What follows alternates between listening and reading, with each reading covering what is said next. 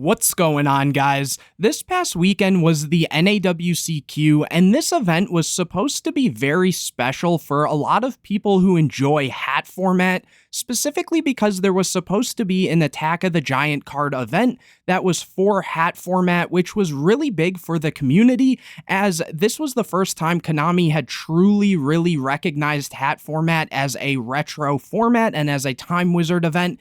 And I knew tons and tons of people that were really looking forward to this event, but unfortunately it just didn't go as planned for a ton of different reasons. So in this video, I wanted to talk about what actually went down at this event and why it ended up leaving such a sour taste in a lot of players' mouths, and why it ended up being a complete flop in a sense in terms of the overall experience for this, giant card event.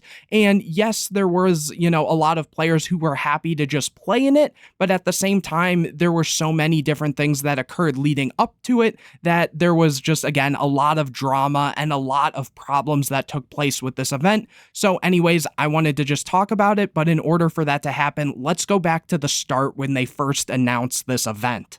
So as a lot of you guys may know, about a month before the NAWCQ, Konami had updated the whole event page and kind of talked about what Time Wizard events were actually going to be taking place at the event. And in that, they had shown that the Attack of the Giant card was going to be the April 2014 format, which is obviously H.A.T format for the Giant card, and then the Ultimate Time Wizard, which they had said they were going to be doing, obviously, an Edison event, but they didn't actually say it was the Ultimate Time Wizard until I think it might have been like the week of or the week before the event, so that even came out later than this. But in general, they talked about H.A.T format being for the Giant card, and then them also doing other events, for example, like pods and stuff for Edison and GOAT format as they usually would. And in that same announcement, this was the announcement where they said that they were also going to be kind of changing all of the rulings and erratas to modern ones, which already a lot of players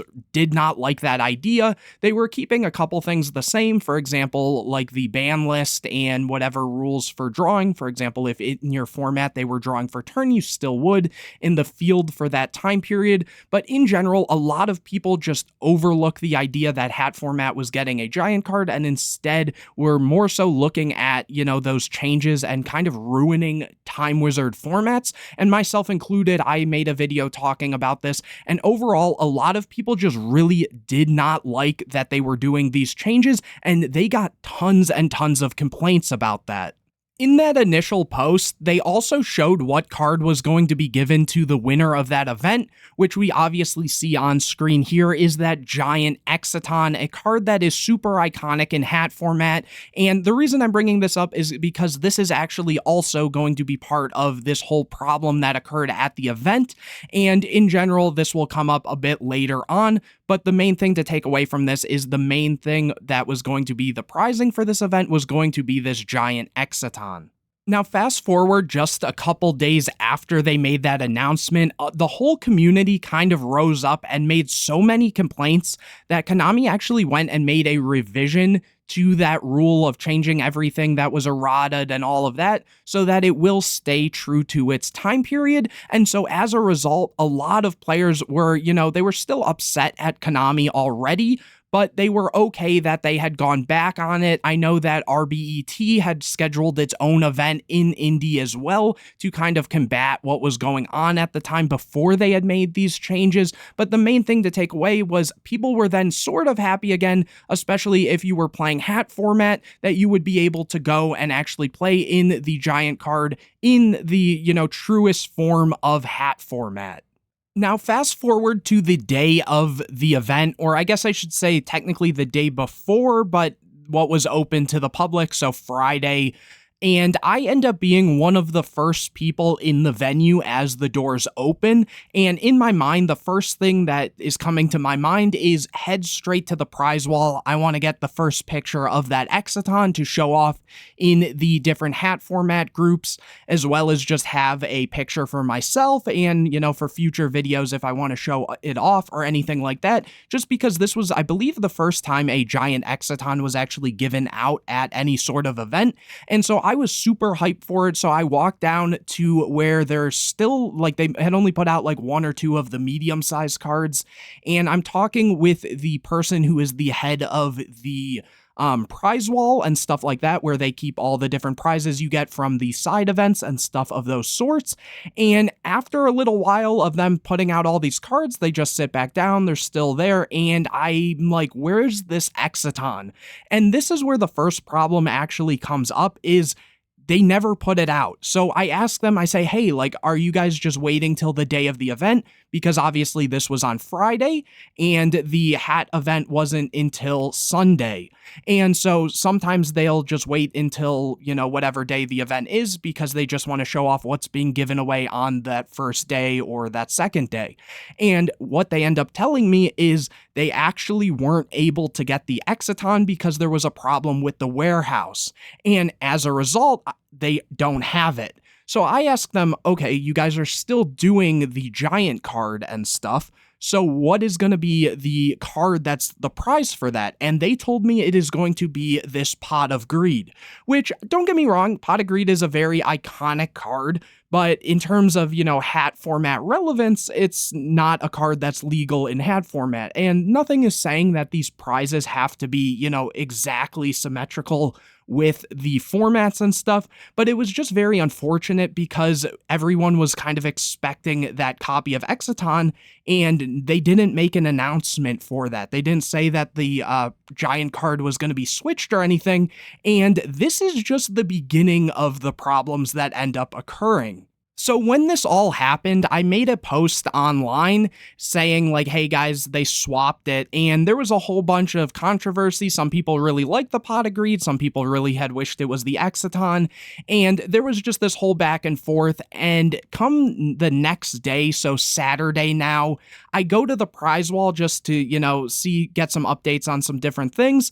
And what do I see? But they had actually posted a sticky note thing on the bottom of these. Unfortunately, I don't have the picture with me offhand. I do have a picture of it though. And they had actually swapped it yet again. So now it was no longer the Pot of Greed. It was this Dark End Dragon. Again, a really cool card and stuff, but it was supposed to be that Dark End was given to the Ultimate Time Wizard, which was going to be Edison format, and Pot of Greed was going to be given to the giant card for Hat after they had swapped it. So come again, they have now changed it yet again. So now the people who had been okay with the Pot of Greed are now getting it swapped again. So people are already somewhat annoyed with all of this back and forth and everything going on, and it kind of only gets worse from here, unfortunately. Now, on Friday and Saturday, they were hosting hat format pods, but when they were announcing them, they were announcing it as July 2014 instead of April 2014, and that's one thing that a lot of people I don't think really caught on to, because people came with the expectation that it was going to be, you know, hat format. And hat format, as I showed before, the initial thing on both the original and the updated version said April 2014. So when people went for these pods and they were saying July, I think a lot of people just kind of had this mindset that they were saying July because the Nationals was in July in 2014. And so a lot of people would enter these pods and they would play, you know, the April 2014 ban list. And even when there were rulings and different things going on, the judges at the time were, you know, giving the correct rulings for hat format and for 2014 format. And this went on again. There were a lot of pods that fired. I think the first day there was something like, I think I remember hearing something like 18 plus at one point. And then I just kind of tuned it out when I was going and trading and talking with friends and other stuff like that. But there were a lot of hat format pods actually going off. And when I was looking at those, there was like tons of Bujin and just like diversity and stuff like that. And a lot of people were really happy and it was really cool. And so many people were just looking forward to Sunday coming around so that they could go and actually play in this giant card event. Now, despite them changing the giant card twice now, and everything else that was going on at the event with, the weird little thing, then them calling it July 2014 at the pods, even though everyone was playing it as April 2014 as hat format. There was still, everyone was doing all right. They were looking forward to that Sunday event. And at the end of the night on Saturday, I go and I just wanted to confirm some rulings and stuff with the person who was going to be overseeing the event, just so I could make sure that the rulings and stuff were correct, because I had a lot of people messaging me just wanting to confirm that as well. So I go and I talk to a judge, and they direct me in the direction of the person who is going to be overlooking the whole event. And as a result, just to, show on the screen, I talked about a lot of these cards. And for example, I talked about, the field spell rules and, how it works with one activated, one set. I talked about artifacts versus dimensional fissure. I talked about, Valor and when its effect is going to, finally resolve. Is it the end phase or the end of turn? I talked about Skullmeister and Turtle in end phase, and, the rulings with like Teus and Marksman and DD Crow and any of the Atlanteans sent for cost. And I just kind of went through a couple different scenarios, and we talked for probably like 20 or 30 minutes just about different hat format rulings, and just to kind of confirm that all the rulings were going to be right and there wasn't any sort of mistakes or anything like that. And after talking with them, everything was lining up perfectly, and everything looked like it was going to be going properly as we all were hoping. That was until the morning of the event, when people were trying to register their deck lists, and people were messaging me that they weren't allowed to register their deck list, and it kept showing things, for example, the big one of Geargia gear being limited to 1. Which is extremely weird because the April 2014 ban list still has Geargia gear at 3. And besides that, there wasn't many other changes from the April and July ban list, especially in the decks that were being played that would have really been noticed in any sort of capacity. And so it kind of became a little weird, and after looking into it a little more, it turned out that that little bit of mistake that they were saying with the pods, how people thought it was just going to be, because the NAWCQ took place in July, it turned out Konami actually switched their mind without telling a single person, that they, instead of doing the April 2014 ban list, was instead going to be doing the July 2014 ban list, which is the ban list that took place right after the NAWCQ. So it's right after hat format. And one of the big changes on that, obviously, was Geargia gear. So Geargia, which is one of the best decks in hat format, now is taking a major hit. And there was a couple other small changes on the July ban list. For example, Rhoda going to 2, Goyo Guardian being unbanned. I believe Mirror Force and Dimensional Prison both went to 3. I forget if there was anything else, but like those were like really the big standouts and relevant things. And that switches up a lot, because now people were at this event, some of which probably intended to play Geargia and stuff, and that just wasn't going to be possible with Geargia gear at 1. It completely kind of like, it doesn't neuter the deck, but it takes a huge consistency hit, and this is kind of like the heart and soul of the deck in a lot of cases. As a result, people were pretty unhappy with that, but a lot of people traveled to this event specifically to play in the format, and with it being somewhat similar, like for the most part, I would say, a lot of people were still okay to play in this event. So a lot of people, some of which maybe had Geargia, maybe swapped into a different deck, or the people who were playing other decks sort of just, went with what they were going to do already, and everything for the most part should have gone fine. That is until they were about to start the event. Now, take in mind, they put up pairings for round number 1, and everyone sits down in front of the opponent, and about 10 minutes before they start, when everyone is seating, waiting to get, instructed to begin their games, they start going over a few little things. That being some of the rulings that were common during this time period, and some of the changes that they decided to wait until the event actually started to actually tell people. So besides the ban list being changed, they decided for the rulings, they are going to be doing Valor goes until the end of turn, not the end phase. So different from what they had ruled the night previously when me and multiple other people had gone and asked. they ruled that Skullmeister, importantly, again, during H.A.T format, could activate during damage step. They ruled that this is not the case, and this card cannot be activated during the damage step. Same with Bujin Turtle. They also ruled that artifacts that are set and destroyed as spell and traps will get banished off of Dimensional Fissure.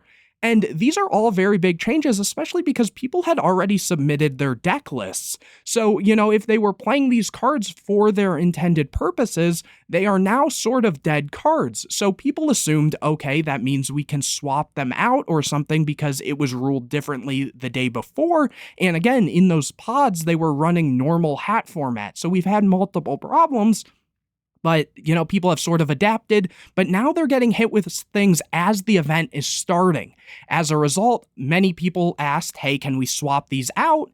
Because of these rulings, and they were all told that they are not allowed to change their deck lists. So take, for example, a deck like Evil Swarm that might be maining Skullmeister for the hands. This is now a much, much worse card. Don't get me wrong, it definitely still hits a lot of things, but the damage step interaction is extremely important. Valor got a huge buff by lasting till the end of the turn, and Bujin takes a very hard hit in Turtle not being able to activate in damage step, so that deck loses a lot harder to the hands and things of those sorts, which is starting to kind of sound like when they had originally announced this whole event and said that they were going to be going with modern rulings. So it's almost like they told us what we wanted to hear, that they were switching it back, so we would come enter the event, and here we are now back to what they originally wanted.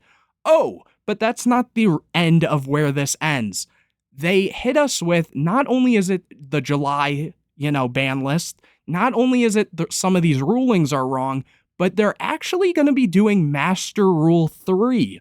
So what does this mean exactly? That means that both players can control a field spell, so it's a lot harder to kind of out the opponent's field spell in a sense, because during H.A.T format, both players between both could only control one active field spell, but that also meant that the turn player, if you start the game out, will not draw for turn, which is a huge, huge thing.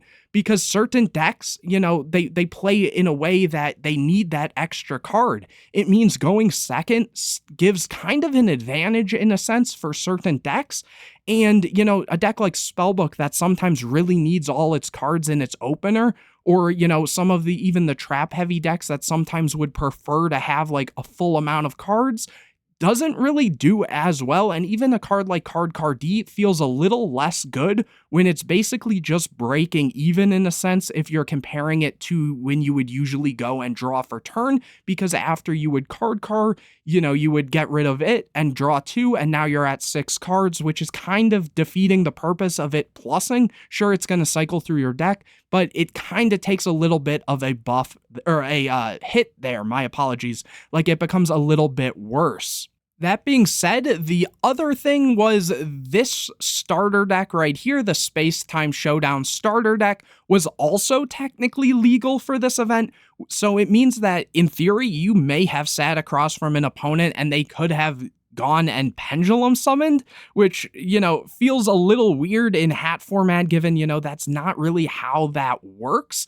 And even then, this starter deck, again, no one played this, but it technically could have come up. The other thing to keep in mind is this starter deck had some cards that we had never had before. So for example, if we go, and hopefully this will load, cards like Supply Squad would have been legal because this card was introduced in this structure deck, and this card is actually just crazy. I'll click on it. Hopefully it'll pop up. It says once per turn, if a monsters you control is destroyed by battle or card effect, draw a card. So, this would have been a crazy card to have in that event. But again, they told everyone as the event was starting, and they didn't allow anyone to go and actually swap anything out. Now, the one good thing about this, at bare minimum, is they stopped it at this starter deck and didn't move it any forward, because the time period in between original Hat format, what we all know and love, versus the next format, Duelist Alliance, would have introduced Burning Abyss, Shaddoll, and stuff of those sorts.